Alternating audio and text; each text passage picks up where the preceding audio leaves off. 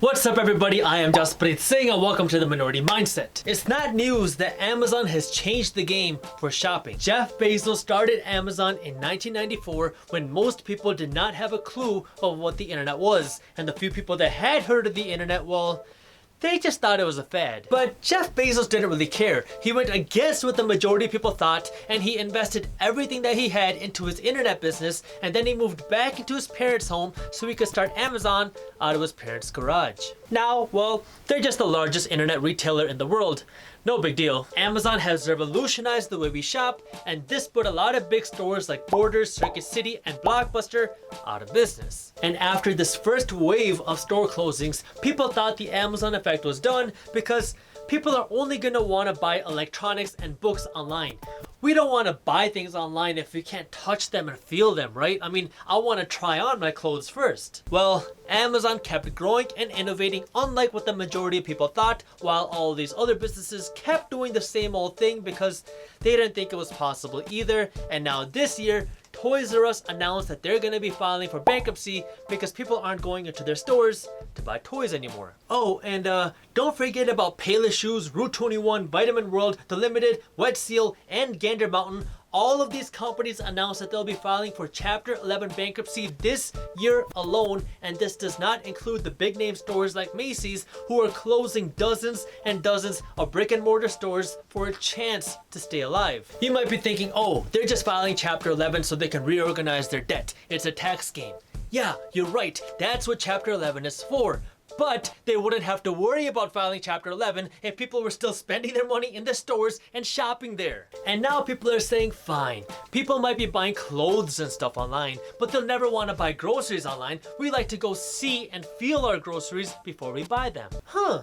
Yeah, it's like we've never heard that argument before. Earlier this year, Amazon bought out the grocery store Whole Foods for about $13 billion.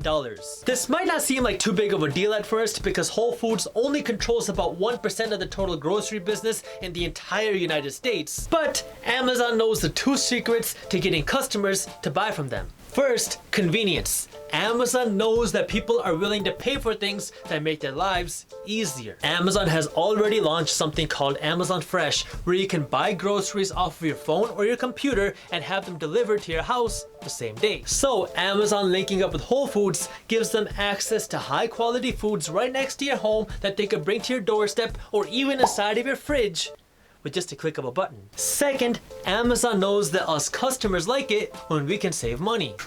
Should I spend 30 minutes driving to the store so I can buy headphones for $10? Or should I spend 15 seconds buying them for $5 on my phone? Tough decision. The same day Amazon bought Whole Foods, Amazon cut the prices of items at Whole Foods by up to 43% in just one day. That's good news for you and me because we get to keep more money in our wallets, but that's not so good news for grocery stores who haven't really been keeping up at times. Stores buy things for cheap and then sell them at a higher price to make a profit. Pretty obvious, right? But then these traditional stores have to pay for employees to stock their shelves, they have to pay for rent for their store and their warehouses, they have to pay for electricity at their store and their warehouses, they have to pay for managers at their store and their warehouses, and they have to pay for their owners and everything else in between. Well, Amazon saw this as an opportunity because if they're online, they can remove a lot of their overhead. And since Amazon already saw how successful they were at getting rid of their other competitors by lowering their prices, they're doing the exact same thing in the grocery market because they know how it works, even if that means they gotta take a little bit of a loss right now. If Amazon and Whole Foods can give you better quality items at a lower price, why wouldn't you shop there? And that's when other stores get nervous about their declining revenues, and so what do to boost their revenues? They cut their prices. And cutting prices also means that they're cutting their profits, so now they have to sell twice as many things to stay alive. It's like we're watching history repeat itself. We saw Amazon do the exact same thing with stores like Circuit City, and now they're doing the exact same thing again with grocery stores. Stores like Target and Kroger have been slashing the prices of thousands of items to try to stay alive, and while they're losing revenue, they're investing whatever money they can to start or grow their internet presence. Is it too little too late? Well, only time will tell. So why does any of this matter? We get to save money when we go shopping, and some of these stores make a little bit less money.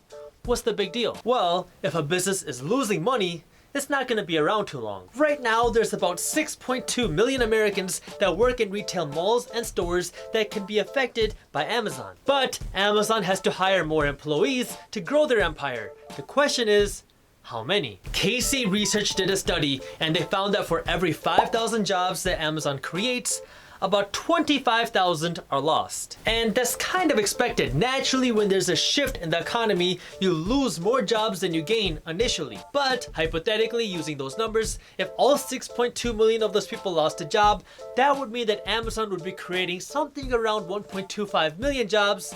And that would also mean that about 5 million people would be out of the workforce in America. And this is just retail. Amazon announced this year that they're gonna be entering the meal delivery business as well. What? No one's gonna order food online. Are you serious? People like to see their food before they order it. Yep, you got that right. So on one hand, you have innovation, convenience, and reduced prices. And on the other hand, you have old jobs being wiped out. This is why I keep saying either get with the times or get ready to be beat. We keep pushing for the same old jobs and the traditional lifestyle, but the world is not moving in that direction and it's happening in front of us right now. So what does this mean for you? If you're an investor, know where your money is and know where the world is going. And when it comes to making money, think for the future. Ask yourself, is what you're doing going to be needed in 5 or 10 years, or can it be automated? If so, it might not be a bad idea to consider other options, or maybe start a side business, or maybe capitalize on this change by selling things on Amazon. The best way to predict your future is to create it. And if you want to see more, be sure to subscribe to the Minority Mindset YouTube channel because we release new videos on entrepreneurship, business, and money every single week. And as always, keep hustling.